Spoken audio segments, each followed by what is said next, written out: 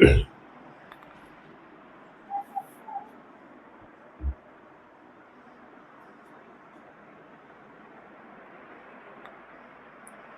आदरणीय गुरु माऊलींना नमस्कार. मी आपला धानय्या सर, गाव तोळनूर, तालुका अक्कलकोट, जिल्हा सोलापूर. महाराष्ट्र सेट परीक्षा 2026, त्याचबरोबर NTA UGC NTA नेट परीक्षा जून 2026. उद्या 22 तारखेला नेट परीक्षा होणार आहे. या परीक्षेसाठी जस्ट एक रिव्हिजन आणि आउटलाईन सांगण्यासाठी एक छोटीशी व्हिडिओ तुमच्यासाठी करत आहे.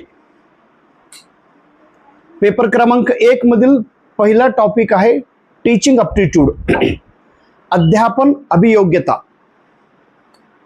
अतिशय सोपा युनिट आहे. हा युनिट फक्त तुम्ही बेसिक कॉन्सेप्ट अंडरस्टँडिंग करून घ्या आणि 10 मार्क मिळवा. सिलेबस मध्ये दिलेले आहे त्यांनी टीचिंग, अध्यापन, त्याचं कन्सेप्ट काय आहे आणि अध्यापनाची उद्दिष्ट काय आहे, अध्यापनाची लेवल्स कोणकोणते आहे, अध्यापनाची वैशिष्ट्य कोणते आहे आणि अध्यापनासाठी लागणारी बेसिक रिक्वायरमेंट कोणते. तर पहिल्यांदा बघूया टीचिंग अप्टिट्यूड. टीचिंग म्हणजे इन्स्ट्रक्शन, सूचना देणे, माहिती देणे, ज्ञान देणे. टीचिंग म्हणजे. ॲप्टिट्यूड म्हणजे कौशल्य, स्किल्स आपण म्हणतो. आता टीचिंग ॲप्टिट्यूड ह्या शब्दांचा अर्थ काय? अध्यापन अभियोग्यता.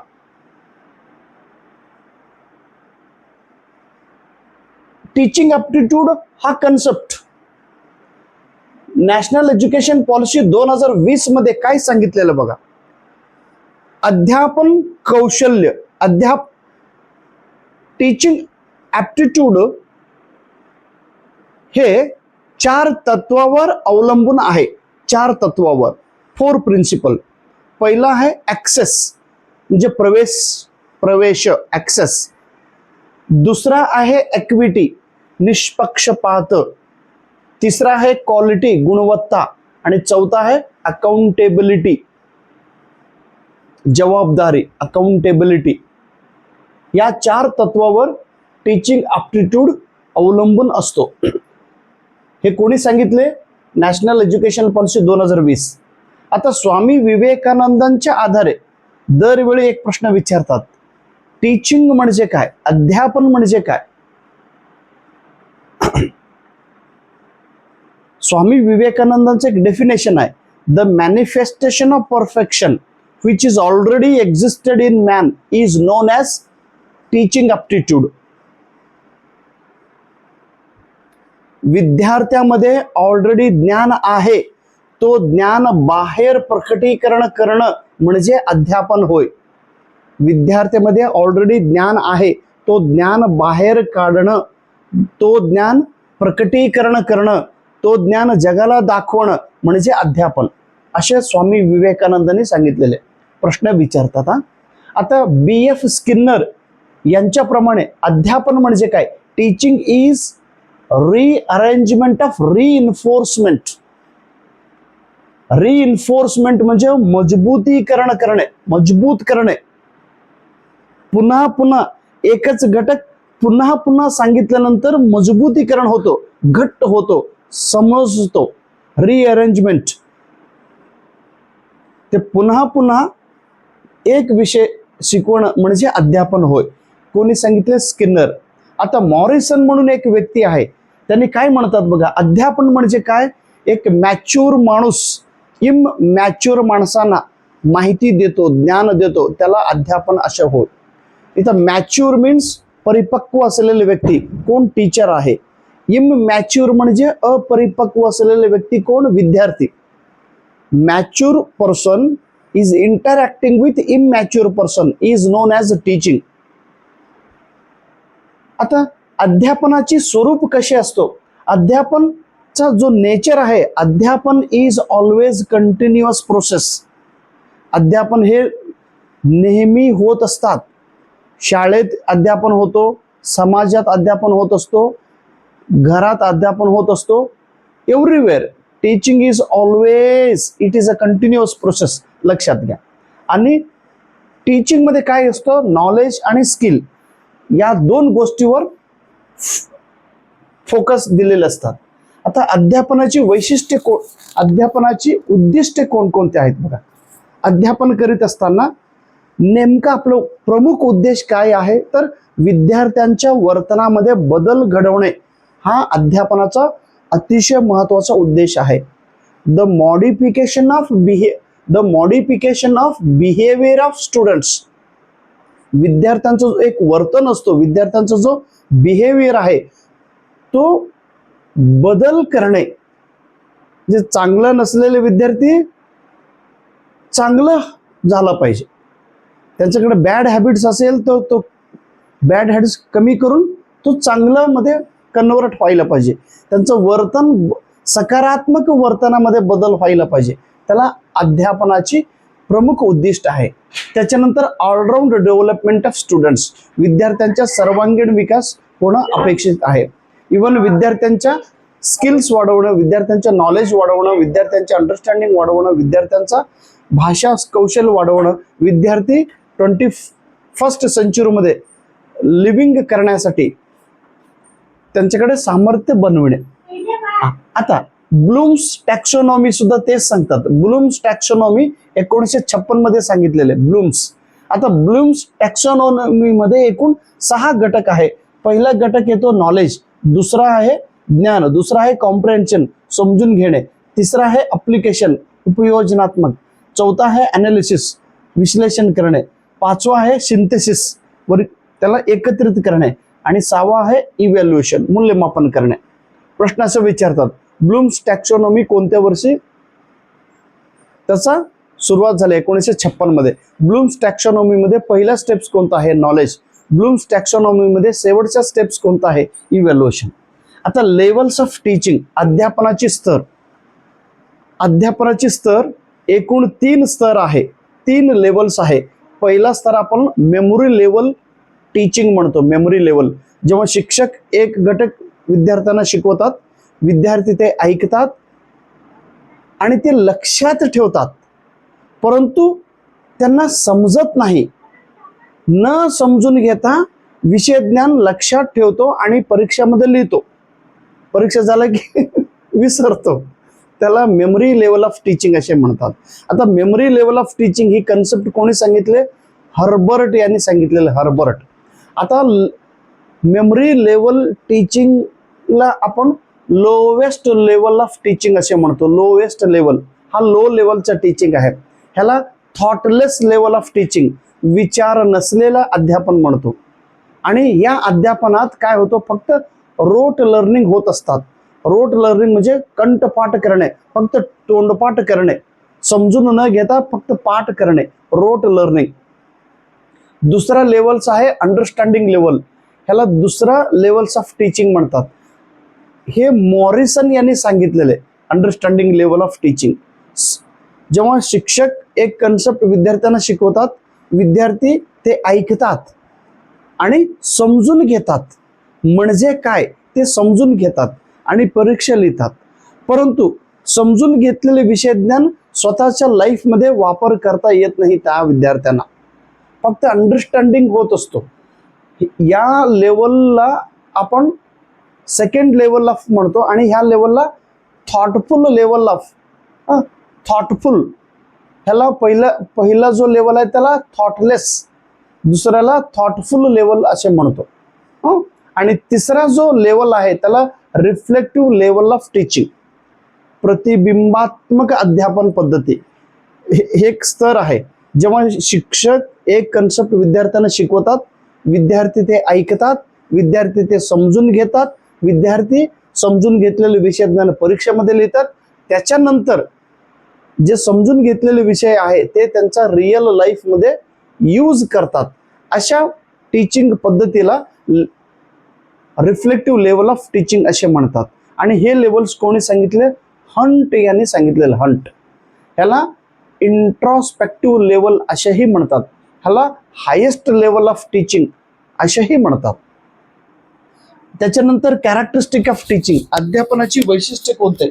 अध्यापन हे स्किल बेस्ड असतो, कौशल्य आधारित असतो. अध्यापन हे इंटरॅक्टिव्ह प्रोसेसमध्ये असतो.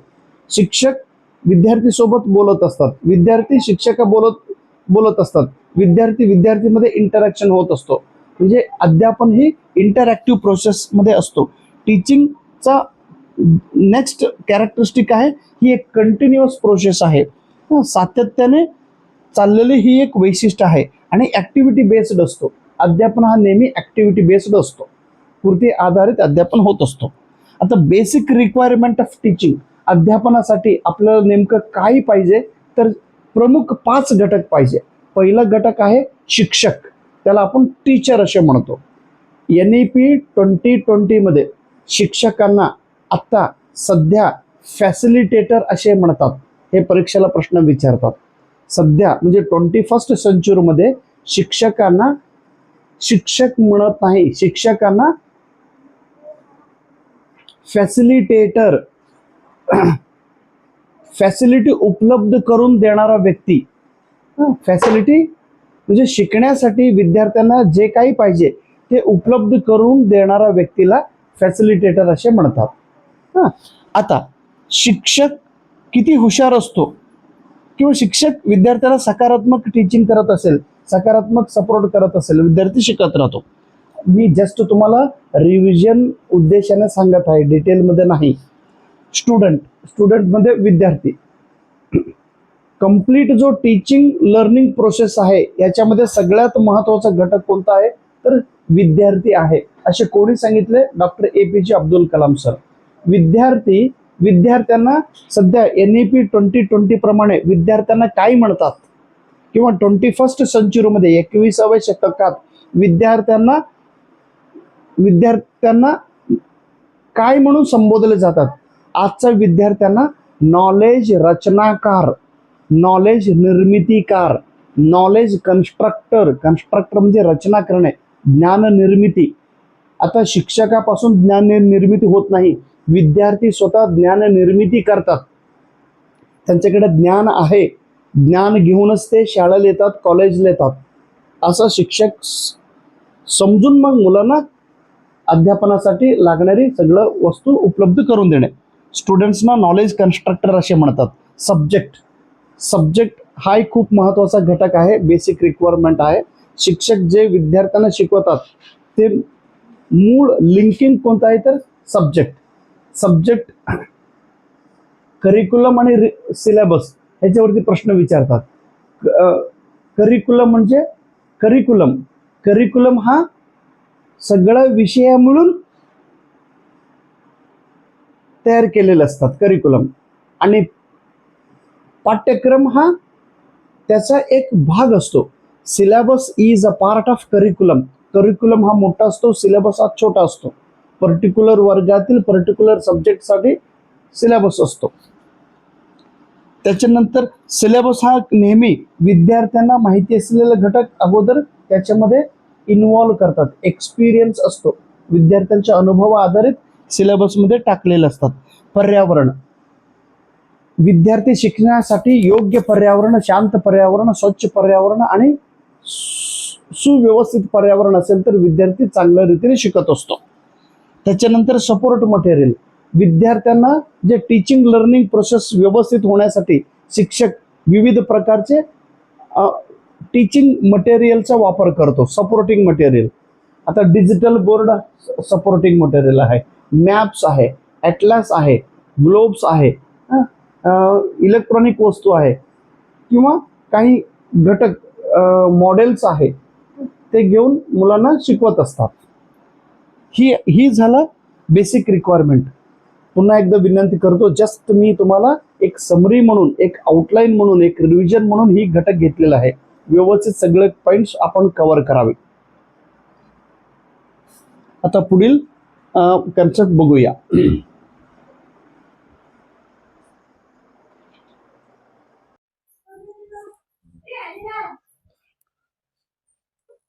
टीचिंग अप्टिट्यूड मधील पुढील जो घटक आहे म्हणजे दुसरा सब टॉपिक आहे लर्नर्स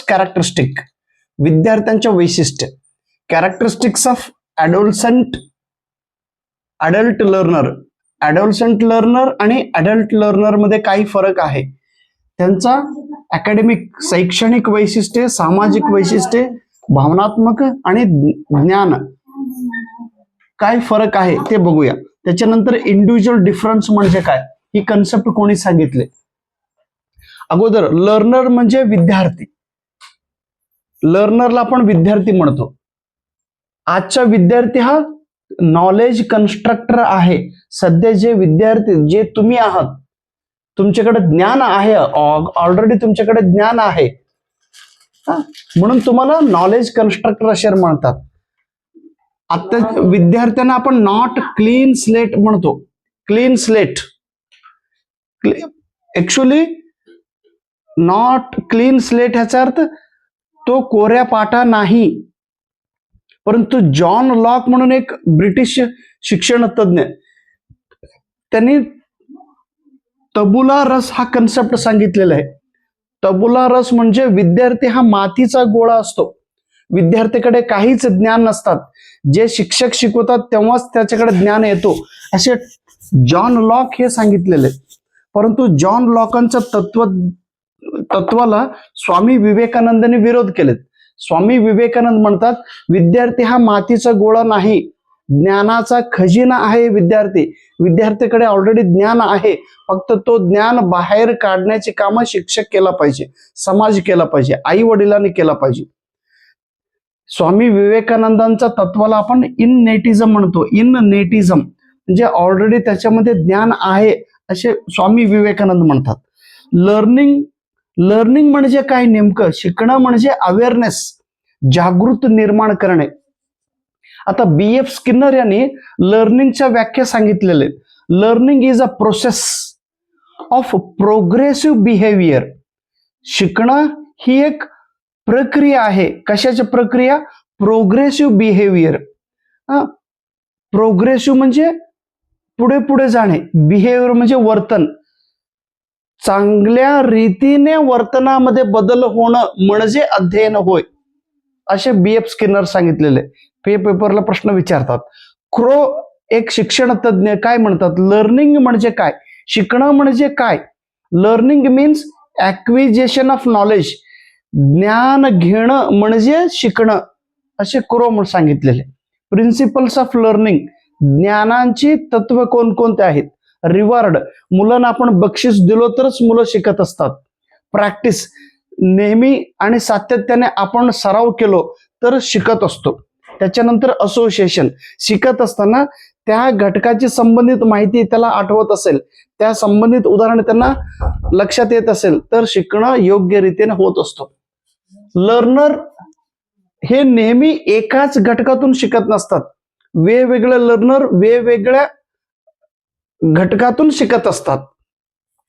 काही विद्यार्थी ऑडिटरी असतात, म्हणजे त्यांना म्हणजे ऐकून ऐकून तो हुशार होत असतो. काही विद्यार्थ्याकडे लॉजिक जास्त असतात, बौद्धिक क्रिया. काही विद्यार्थी कायनेस्थेटिक असतात, बॉडी पार्टचा वापर करून शिकत असतात. काही फक्त बघून बघून म्हणजे डोळ्याच्या आधारे शिकत असतात. आणि मोटर स्किल्स, अशा पद्धतीने विद्यार्थी शिकत असतात. ॲडोलसंट लर्नरला आपण पौगंडावस्थातील विद्यार्थी असे म्हणतो, जे टीन एजर असतात. 13, 14, 15, 16, 17, 18, म्हणजे 13, 14, 15, 16, 17, 18 जे टीन एजर पिरियडला आपण ॲडोलसंट पिरियड असे म्हणतो. ह्या ॲडोलसंट पिरियड, पौगंडावस्थातील विद्यार्थी हे कोणाचे ऐकत नसतात. 10 ते 18 वयोगटातील हे चाइल्डहुड ते ॲडल्टहुड दरम्यान असलेले जे एज आहे त्याला ॲडोलसंट लर्नर. ह्यांचा अकॅडमिक कॅपॅसिटी कशी असतात बघा. ते ॲब्स्ट्रॅक्ट थिंकर आहे. त्यांना काय वस्तू हातात दिलं तर पेन म्हटलं की त्यांना लगेच लक्षात येतो.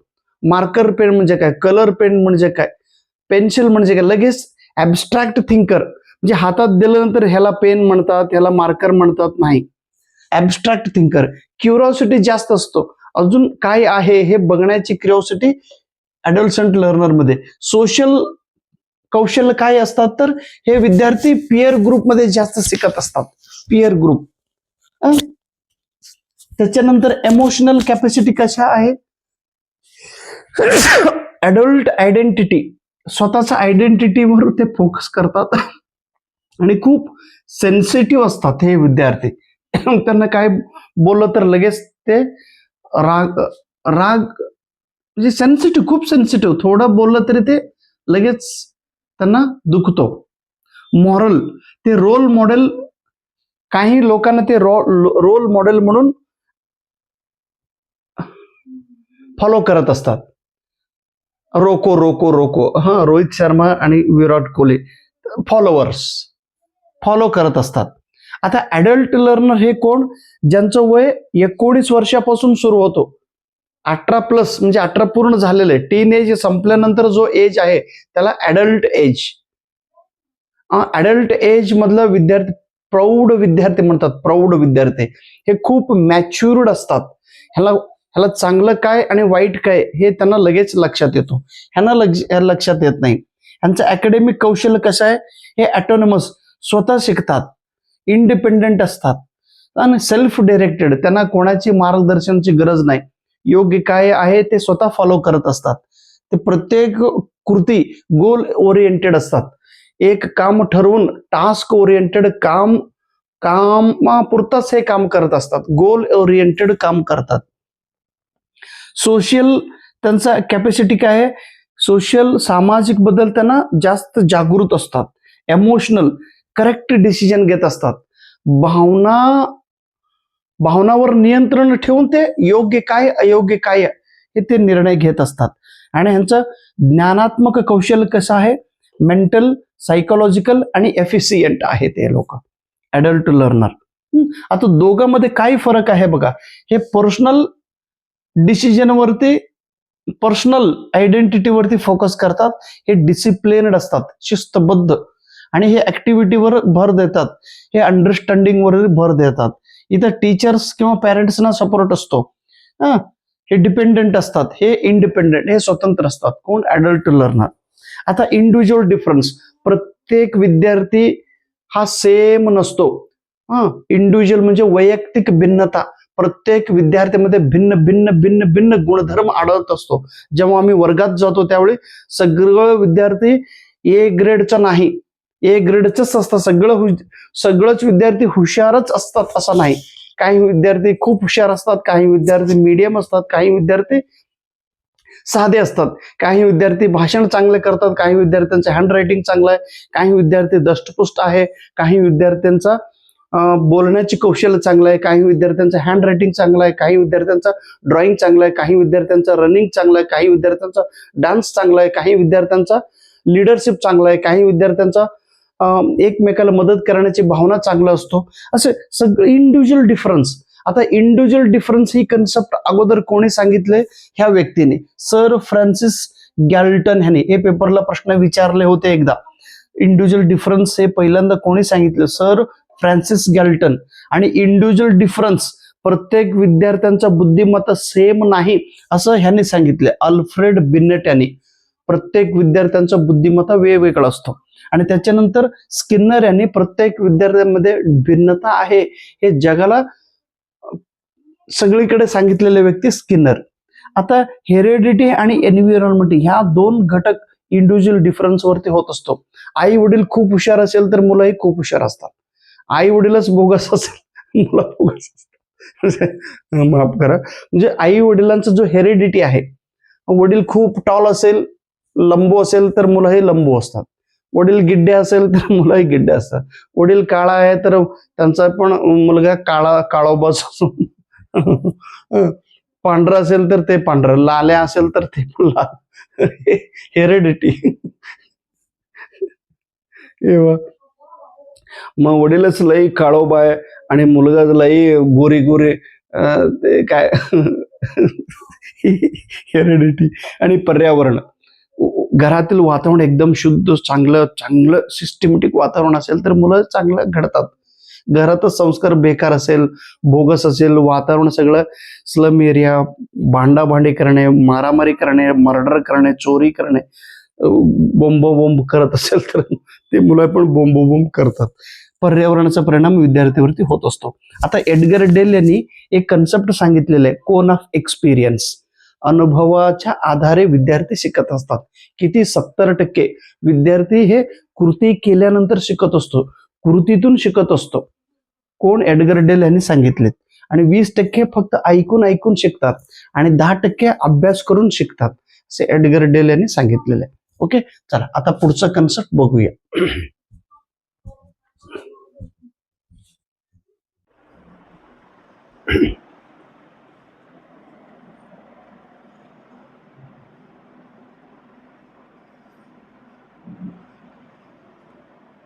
टीचिंग ॲप्टिट्यूड, बोधना सामर्थ्य, अध्यापन कौशल्य, अध्यापन अभियोग्यता या घटकातील पुढील जो तिसरा घटक आहे तो आहे factors affecting teaching. Factors affecting teaching related to. अध्यापनावरती परिणाम करणारे घटक कोणकोणते आहेत? टीचर, हे सिलेबसमध्ये दिलेले पॉइंट्स आहे. Learner, support material, instructional facilities, learning environment and institutions. आता अध्यापनावरती परिणाम करणारे घटक पहिला आहे टीचर, शिक्षक. जर शिक्षकांचे अटिट्यूड, दृष्टिकोन सकारात्मक असेल तर अध्यापन चांगलं होतं. शिक्षकाकडे अध्यापन कौशल्य असेल, व्यवस्थित जे शिकवत असेल, त्यांच्याकडे स्किल्स असेल तर अध्यापन खूप चांगल्या पद्धतीने होत असतो. शिक्षकाकडे विषय ज्ञान असेल, विषयावर प्रभुत्व असेल, विषयावर खोल ज्ञान असेल तर अध्यापन खूप छान रीतीने होत असतो. शिक्षकाकडे काय पाहिजे?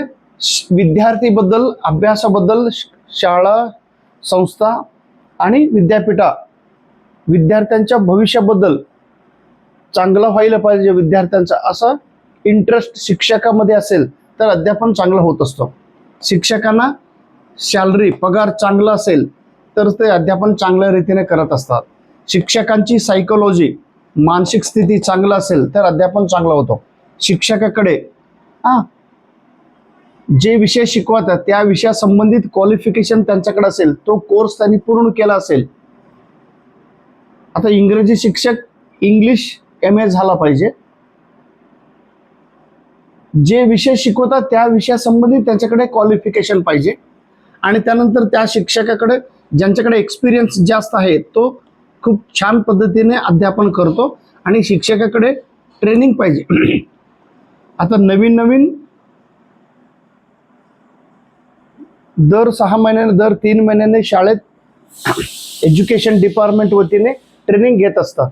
तो ट्रेनिंग शिक्षकांना दिलं तर अध्यापन चांगलं होतं. त्याच्यानंतर लर्नर, विद्यार्थी. विद्यार्थ्यांचा बघा, विद्यार्थी हा सुद्धा टीचिंग लर्निंग प्रोसेसवरती परिणाम करत असतो.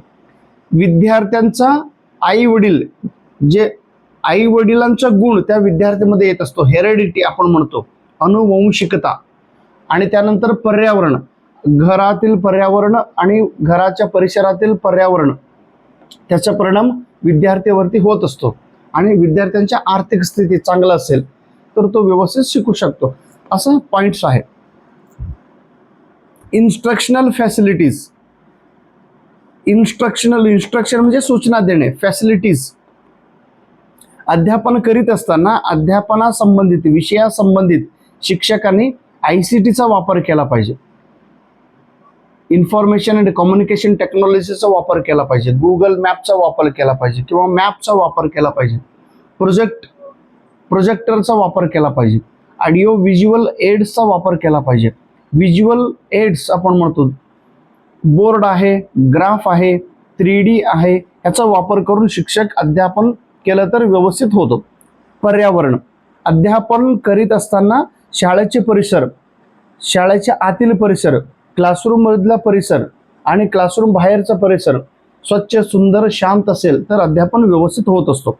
इन्स्टिट्यूशन्स, संस्था, शाळा किंवा कॉलेज किंवा महाविद्यालय, त्याला इन्स्टिट्यूशन्स आपण म्हणतो. त्या इन्स्टिट्यूशन्समध्ये अध्यापना रिलेटेड सगळं फॅसिलिटी उपलब्ध होत असेल तर तो इन्स्टिट्यूशन्समध्ये अध्यापन चांगलं होईल. आणि त्या इन्स्टिट्यूशन्समध्ये जर अध्यापनासाठी व्यवस्थित नसेल, फॅसिलिटीज जर नसेल, तर तिथं अध्यापन व्यवस्थित होत नाही. मग आता इन्स्टिट्यूशन चेकिंग करण्यासाठी नॅक कमिटी आहे. त्याचबरोबर आता नवीन आहे NIRF, national institutional ranking framework.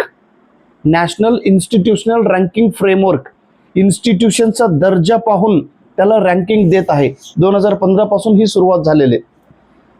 आता methods of teaching in institutions of higher learning, उच्च शिक्षणामध्ये कोणकोणत्या प्रकारचे अध्यापनाची मेथड्स वापर करतात. टीचर सेंटर्ड आहे आणि लर्नर सेंटर्ड. प्रामुख्याने दोन प्रकारची अध्यापन पद्धती आहे. एक आहे टीचर सेंटर्ड, दुसरा आहे लर्नर सेंटर्ड. आणि ऑफलाईन आणि ऑनलाईन. ऑनलाईन मध्ये स्वयं येतात, स्वयंप्रभा आणि मूक. आता टीचर सेंटर्ड, शिक्षक विषयज्ञान मुलांना शिकवत असताना ज्या पद्धतीवर शिक्षकांची प्रभुत्व असतो, जे पद्धत शिक्षकच्या केंद्रबिंदू मानून वापर करतात, अशा पद्धतीला टीचर सेंटर्ड टीचिंग असे म्हणतात. आता लेक्चर मेथड, व्याख्यान पद्धती, हे टीचर सेंटर्ड टीचिंग मेथड्स आहेत. अध्यापन लेक्चर मेथडमध्ये शिक्षक एकसारखा एक विषय शिकवत असतात, कमी वेळेत जास्त विषय शिकवतात. हायर एज्युकेशनमध्ये लेक्चर मेथडचा वापर होत असतो. लेक्चर मेथडचा तोटा काय आहे, तर विद्यार्थी पॅशिव्ह राहतात, विद्यार्थी ऍक्टिव्ह राहत नाही. इथं फक्त शिक्षक ऍक्टिव्ह राहतात, विद्यार्थी फक्त शिक्षक काय सांगतात ते ऐकत असतात. दुसरं आहे डेमॉन्स्ट्रेशन, विषयाच्या संबंधित माहिती, ज्ञान, चित्र किंवा घटक शिक्षक मुलांना दाखवतात, डेमॉन्स्ट्रेशन करतात, डेमो करतात, दाखवतात, दाखवून एक्सप्लेन करतात. त्याला डेमॉन्स्ट्रेशन टीचिंग असे म्हणतात. त्याच्यानंतर team teaching, group team teaching, संघ अध्यापन. दोन शिक्षक किंवा दोनापेक्षा जास्त शिक्षक मिळून एक विषय मुलांना शिकवत असेल तर अशा पद्धतीचा टीचिंग मेथडला टीम टीचिंग असे म्हणतात. आता माझ्यासोबत अजून एक शिक्षक येत आहेत, दोघं टीचर मिळून मुलांना शिकवायचं. एकाने लिहायचं, एकाने पुसायचं, एकाने डायग्राम काढायचे, एकाने एक्सप्लेन करायचं, एकाने शिकवायचं, एकाने मुलाकडे लक्ष द्यायचं, एकाने शिकवायचं आहे, मुलांनी होमवर्क केले का नाही बघायचं. म्हणजे दोन टीचर मिळून अध्यापन करीत असेल तर त्याला टीम टीचिंग असे म्हणतात. आता मायक्रो टीचिंग, मायक्रो टीचिंगला this is not a teaching method, it is a training technique. जे शिक्षक DED आणि BEd कोर्स शिकत असताना त्यांना हाऊ टू टीच, मुलांना कसं शिकवायला पाहिजे ते शिकवण्यासाठी मायक्रो टीचिंग शिकवतात. 5-5 मिनिटांचा अध्यापन एक कौशल्य आहे, एक टेक्निक आहे हे. आणि मायक्रो टीचिंग बद्दल सांगितलेले व्यक्ती DeWitt अलेन यांनी मायक्रो टीचिंग बद्दल सांगितलेले. हे पेपरला प्रश्न विचारतात, मायक्रो टीचिंग टेक्निक कोणी सांगितले, अलेन आले. त्याच्यानंतर लर्नर सेंटर्ड, ज्या अध्यापन पद्धतीचा केंद्रबिंदू विद्यार्थी असेल तर त्याला स्टुडंट सेंटर्ड टीचिंग असे म्हणतात. उदाहरणार्थ प्रोजेक्ट मेथड, प्रकल्प पद्धत. आता प्रकल्प पद्धत ही कन्सेप्ट, ही मेथड कोणी सांगितलंय, किलपॅट्रिक यांनी सांगितलेले. मुलांनाच एक घटक देऊन त्या घटकावरती कृती करायला, काम करायला, अभ्यास करायला, त्याच्या सोबत त्या घटकाची संबंधित माहिती गोळा करून त्याच्यावरती एक रिपोर्ट तयार करायला मुलांना सांगितलो तर तशा पद्धतीचा अध्यापन पद्धतीला प्रोजेक्ट मेथड असे म्हणतात. Brain storming method, brain storming, एका विषयाचा वेगवेगळ्या अँगलने डोक्यात विचार करून त्या प्रश्नांचं उत्तर शोधणे, त्याला ब्रेन स्टॉर्मिंग टीचिंग मेथड्स म्हणतात. फक्त शिक्षक कन्सेप्ट द्यायचं, उदाहरण द्यायचं किंवा प्रॉब्लेम द्यायचं, त्याच्या रिलेटेड थिंकिंग करून मग उत्तर शोधायला सांगायचं. Brain storming method Alex Osborn यांनी सांगितलेलं आहे 1953ला. Heuristic teaching method, heuristic teaching method, हा जो ह्युरिस्टिक शब्द आहे हा शब्द ग्रीक भाषापासून ह्युरिस्को या ग्रीक शब्दापासून आलेले. आता ह्युरिस्को या शब्दाचा अर्थ आहे to find out or to search, शोध घेणे. आता ह्युरिस्टिक टीचिंग मेथड कोणी शोध केले? आर्मस्ट्रॉंग यांनी. पेपरला प्रश्न विचारतात. Flipped classroom. फ्लिप्ड क्लासरूम म्हणजे हे जे ट्रेडिशनल टीचिंग मेथड्स आहे. आता फॉर एक्झाम्पल क्लासरूम मध्ये काय असतो? विद्यार्थी शाळेत येतात आणि शिक्षक त्या विद्यार्थ्यांना क्लासरूम मध्ये शिकवतात आणि घरी जाऊन होमवर्क करायला सांगतात. आता सध्या काय, शिक्षक वर्गात शिकवतात आणि मुलांना होमवर्क करायला सांगतात. परंतु फ्लिप्ड क्लासरूम मध्ये तसं नाही. फ्लिप्ड क्लासरूम मध्ये जे विषय शिकवायचा आहे त्या विषयासंबंधित शिक्षक अगोदर व्हिडिओ रेकॉर्डिंग करून मुलांना देतात की हे व्हिडिओ घरी तुम्ही पहा, त्याचा अभ्यास करा, मग शाळेत या, मग कॉलेजमध्ये या आणि कॉलेजमध्ये क्लासरूम मध्ये आल्यानंतर त्या विषयासंबंधित चर्चा करायची, डिस्कशन करायचं, प्रॉब्लेम सॉल्व्ह करायचं. म्हणजे अभ्यास घरी करायचं आणि होमवर्क क्लासरूम मध्ये करायचं. अशा पद्धतीचा टीचिंग मेथडला फ्लिप्ड क्लासरूम असे म्हणतात. Mind map. माइंड मॅप हा कन्सेप्ट टोनी बुझान यांनी सांगितलेला आहे. Mind map. त्याच्यानंतर बघूया ऑफलाईन आणि ऑनलाईन मेथड्स मधला काही फरक आहे. टायमिंग. ऑफलाईनला फिक्स्ड टायमिंग असतो. सकाळी 10 ते 5 वाजेपर्यंत शाळा किंवा सकाळी 7 ते 12 पर्यंतच वेळ, म्हणजे फिक्स्ड टाइम असतो ऑफलाईनला. ऑनलाईनला फिक्स्ड टायमिंग नाही. ऑफलाईनला एक पर्टिक्युलर स्थळावरतीच अध्यापन करावं लागतं. जिथं कॉलेज आहे तिथंच अध्यापन होत असतं. ऑनलाईनला तसं नाही. तुम्ही कुठेही बसून अभ्यास करू शकता किंवा टीचिंग होऊ शकतो. सिलेबस. ऑफलाईन मध्ये रोज एवढंच टॉपिक कंप्लीट करावं लागणार आहे. 6 महिन्यामध्ये तो कोर्स पूर्ण होईल. 6 महिन्यामध्ये 1 वर्ष सिलेबस. ऑनलाईन मध्ये तसं नाही. तुम्ही तुमच्या सोयीप्रमाणे तो सिलेबस पूर्ण करू शकता किंवा थोडं शिकू शकता. Evaluation method. ऑफलाईन मध्ये फिक्स्ड इव्हॅल्युएशन सिस्टीम असतो. 3 महिन्याला 6 महिन्याला टेस्ट. ऑनलाईन इव्हॅल्युएशन पद्धतीमध्ये ऑफलाईन मध्ये थोडं इव्हॅल्युएशन करीत असताना थोडं उशीर होऊन जाईल रिझल्टला. ऑनलाईन मध्ये तसं नाही. लगेच ऑब्जेक्टिव्ह टाईपचा टेस्ट घेतला, पेपर संपलं की लगेच तुमचा रिझल्ट मिळतो. टीचर. ऑफलाईन टीचर आणि ऑनलाईन टीचर. ऑफलाईन टीचर मध्ये इंटरॅक्शन, विद्यार्थी फेस टू फेस टीचिंग होत असतो. ऑनलाईन मध्ये फेस टू फेस होत नाही. त्याच्यानंतर फ्लेक्झिबिलिटी. ऑफलाईन मध्ये फ्लेक्झिबिलिटी नाही, ऑनलाईन मध्ये फ्लेक्झिबिलिटी आहे. तर आता ऑनलाईन मध्ये हे 3 नवीन कन्सेप्ट आहे. स्वयं. तुम्हाला स्वयंचा फुल फॉर्म विचारतात. स्टडी वेब्स ऑफ, प्लीज ह्याचा फुल फॉर्म लक्षात घ्या. Study webs of active learning for young aspiring minds. Study webs of active learning for young aspiring minds. Swayam concept 2017 साली सुरुवात झाली. या स्वयं मार्फत म्हणजे विद्यार्थी स्वतः प्रत्येक कोर्स शिकू शकतो. विद्यार्थ्यांना कोर्स शिकण्याची संधी या स्वयंच्या माध्यमातून होत आहे.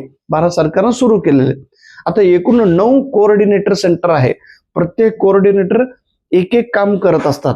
इथं 9 coordinator, for example AICTE all India council of technical education, technical related course घेतात. NPTEL national programme on technology enhanced learning, UGC आणि university grant commission, consortium educational, CEC consortium educational,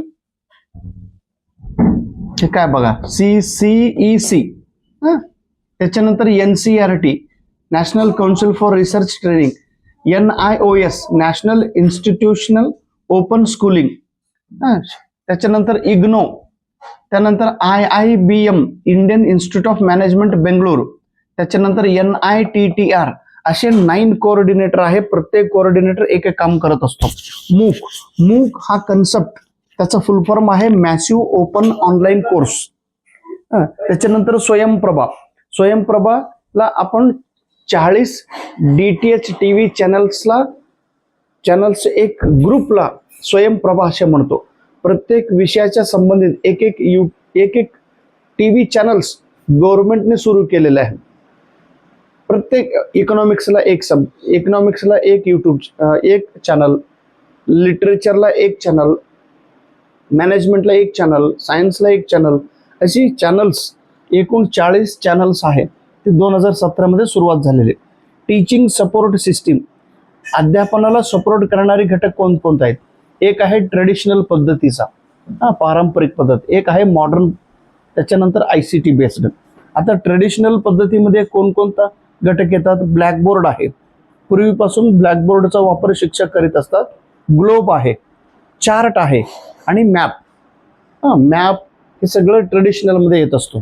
त्याच्यानंतर मॅपचं फुल फॉर्म, मॅप म्हणजे नकाशा आपण म्हणतो ना, map आहे ना. हां, व्हेरी गुड. हां, त्याच्यानंतर मॉडर्न सपोर्ट सिस्टीम कोणतं आहे बघा? ओपन आहे, डिस्टन्स अंडरस्टँडिंग. त्याच्यानंतर ICT बेस्ड इन्फॉर्मेशन कम्युनिकेशन टेक्नॉलॉजीचा वापर करून शिक्षक शिकवत असतात. ते इंटरॅक्टिव्ह बोर्ड असेल, ऑनलाईन बोर्ड असेल, व्हाईट बोर्ड असेल. सो जस्ट मी तुम्हाला ओनली आउटलाईन सांगितलेले आहे, फक्त तुम्हाला रिव्हिजन घेण्याच्या उद्देशाने ही घेत आहे. व्यवस्थित तुम्ही पॉइंट्स एकदा वाचन करून घ्या.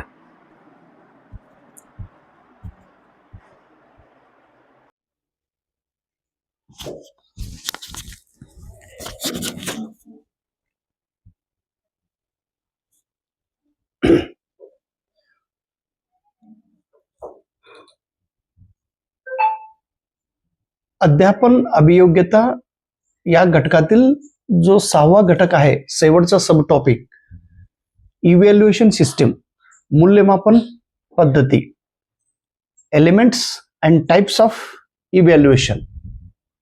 Evaluation in CBCS in higher education, CBT innovation in evaluation system, ही सब टॉपिक आहे. त्याच्यामधनं आपल्याला इव्हॅल्युएशन म्हणजे नेमकं काय, मूल्यमापन, हे कंटिन्युअस इन्स्पेक्शन म्हणतो आपण. विद्यार्थ्यांच्या सातत्यपूर्ण मूल्यमापन करणे. कंटिन्युअस इन्स्पेक्शन, विद्यार्थ्यांच्या डिफिकल्टीज आयडेंटिफाय करून तो डिफिकल्टी कमी करून तो कसं शिकतो ह्याच्यावर भर देणे, आणि किती शिकलेला आहे, अजून काय त्यांना शिकवायला पाहिजे, हे चेकिंग करण्यासाठी जे परीक्षा घेतले जातात त्याला इव्हॅल्युएशन म्हणतो आपण. इव्हॅल्युएशन करीत असताना विद्यार्थ्यांचा क्वालिटी आणि क्वांटिटी दोन्ही पाहिला जातो. आता क्वांटिटी कसं पाहिले जातात बघा? रिटन एक्झाम घेऊन पेन आणि पेन्सिलच्या माध्यमातून, पेन पेपरच्या माध्यमातून विद्यार्थी कसं लिहितो त्याच्यावरनं त्याचं मूल्यमापन केलं जातो. ओरल, तोंडी परीक्षा, तो कसं थिंकिंग करतो, कसं प्रोनाऊन्सिएशन उच्चारतो, कुठं थांबतो, कुठं स्पीड बोलतो, कुठं पॉज घेतो, त्याचा प्रेझेंटेशन स्टाईल काय आहे, त्याचा लॉजिक काय आहे, त्याचं थिंकिंग काय आहे, त्याचा ग्रामर कसा आहे, त्याचा फ्लो इंटोनेशन काय आहे, तो कुठं ट्रस्ट देतो, हे सगळं ओरली मध्ये आपण चेकिंग केला जातो. प्रॅक्टिकल एक्सपेरिमेंटच्या माध्यमातून विद्यार्थ्यांचा अभ्यास आपण समजून घेतो. क्वालिटेटिव्ह, गुणात्मक, ऑब्झर्वेशन करून विद्यार्थ्यांचा बुद्धिमत्ता, विद्यार्थ्यांचं वर्तन, विद्यार्थ्यांचा थिंकिंग, विद्यार्थ्यांच्या मनामध्ये काय चाललं हे त्याच्या निरीक्षणावरून आपल्याला लक्षात येतो. इंटरव्ह्यू घेऊन विद्यार्थ्यांना आपण इंटरव्ह्यू घेतलो तर त्याचा मनातील विचार आपण समजून घेऊ शकतो, क्वालिटी समजून घेतो. क्युम्युलेटिव्ह म्हणजे काय? शिक्षक विद्यार्थ्यांचा ऑब्झर्वेशन करून, निरीक्षण करून केलेले नोंदी क्युम्युलेटिव्ह म्हणतात. ते रेकॉर्ड करतात, नोटबुकमध्ये लिहून ठेवतात विद्यार्थ्यांचा बिहेवियर कसा आहे म्हणून. टाइप्स ऑफ इव्हॅल्युएशन, प्रामुख्याने 2 परीक्षेला दरवेळी आणि सतत वेळी विचारतात. फॉर्मेटिव्ह इव्हॅल्युएशन, शिक्षक विद्यार्थ्यांना विषयज्ञान शिकवत असतानाच, टीचिंग सुरू असतानाच विद्यार्थ्यांना प्रश्न विचारून विद्यार्थ्यांना समजले आहे का नाही हे मूल्यमापन करतात. कुठं? Formative evaluation. फॉर्मेटिव्ह तो चालू क्रियामध्येच मुलांचं मूल्यमापन केलं जातो. फॉर्मेटिव्ह इव्हॅल्युएशन क्लासरूम मध्ये टीचिंग सुरू असतानाच केले जातात. फॉर्मेटिव्ह इव्हल्युशन कोणी सांगितलंय? मायकल स्क्रीवन याने 1967ला. त्याच्यानंतर हा थोडं प्रसिद्ध केलेले व्यक्ती बेंजामिन ब्लूम 1968ला. त्याच्यानंतर समेटिव्ह इव्हल्युशन, एक कोर्स पूर्ण केल्यानंतर, एक पाठ पूर्ण शिकवल्यानंतर, एक युनिटमधील सगळं घटक शिकविल्यानंतर मुलांना किती समजलेले आहे हे पाहण्यासाठी घेतल्या जाणाऱ्या परीक्षेला समेटिव्ह इव्हल्युशन म्हणतात. At the end of semester, at the end of course, at the end of syllabus ही परीक्षा घेतली जातात. स्क्रीवन यांनी ह्याच्याबद्दल सांगितलेलं 19. आता CCE याचा फुल फॉर्म विचारतात नेहमी, कंटिन्युअस अँड कॉम्प्रेहेन्सिव्ह इव्हॅल्युएशन. सध्या शाळेत या प्रकारची मूल्यमापन होत आहे. कंटिन्युअस आहे आणि कॉम्प्रेहेन्सिव्ह. कंटिन्युअस म्हणजे निरीक्षण करून विद्यार्थ्यांचं रोज रोज ऑब्झर्वेशन करून त्यांचं मूल्यमापन करणे, आणि कॉम्प्रेहेन्सिव्ह म्हणजे टेस्ट घेतल्यानंतर किती मार्क घेतात ते दोन्ही एकत्रित करून घेतलेले मार्क्स. इप्सेटिव्ह टेस्ट, विद्यार्थ्यांचा सेल्फ कंपॅरिझन. जो विद्यार्थी असतो ते त्याचा पूर्वीचा ज्ञान, त्याचा पूर्वीचा परफॉर्मन्स आणि सध्याचा परफॉर्मन्स ह्या दोन्हींचा कंपॅरिझन करणे. आता तो विद्यार्थी साधा असेल, आता त्याचा परफॉर्मन्स कमी असेल, आता त्याला कमी गुण मिळत असेल, परंतु पूर्वी तो रँकर होता, पूर्वी तो हुशार होता, पूर्वी तो खूप चांगला गुण घेत होता, आता ते घेत नाही. म्हणजे सेल्फ कंपॅरिझन करणे, विद्यार्थ्यांचा स्वतःशी कंपॅरिझन करणे, त्याला इप्सेटिव्ह टेस्ट म्हणतात. डायग्नोस्टिक टेस्ट म्हणजे विद्यार्थी शिकत असताना कुठे चुकतात, त्यांचं लर्निंग डिफिकल्टीज कुठे आहे ते पाहणं, ते समजून घेणं म्हणजे डायग्नोस्टिक टेस्ट. आता CBCS, choice based credit system. आता चॉईस बेस्ड क्रेडिट सिस्टीम कोणी सुरू केलंय? UGCने, युनिव्हर्सिटी ग्रँट कमिशन. कोणत्या वर्षी? 2015 साली. CGPA, cumulative grade point average.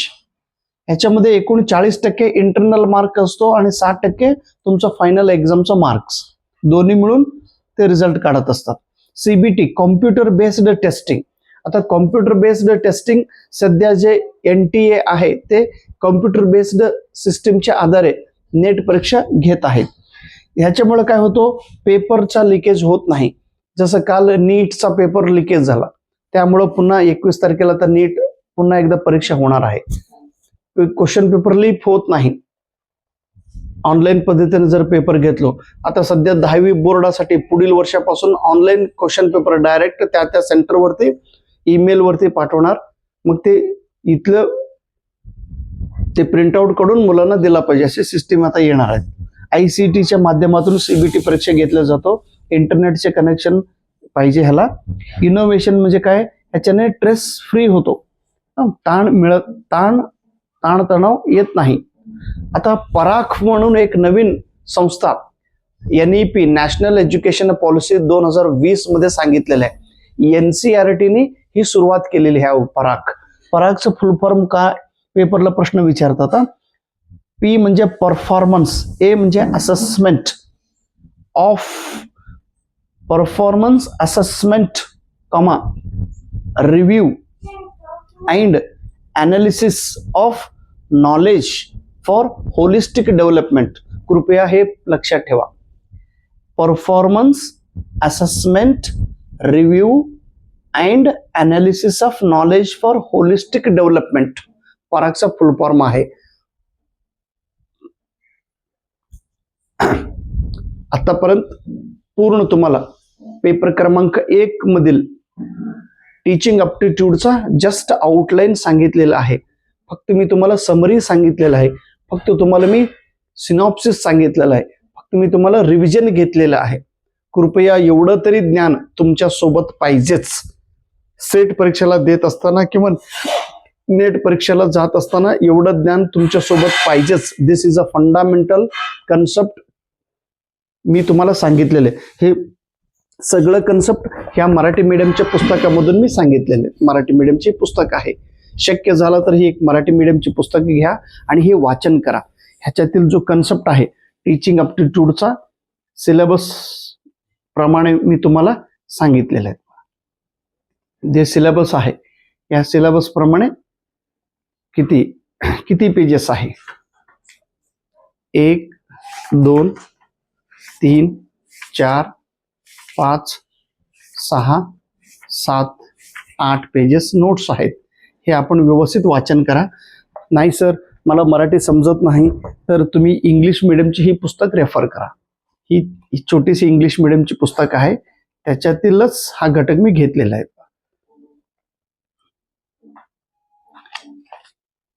1 2 3 3 4 5 6 7 8 pages notes आहेत. एवढं तुम्ही वाचन केलं व्यवस्थित होऊन जाईल.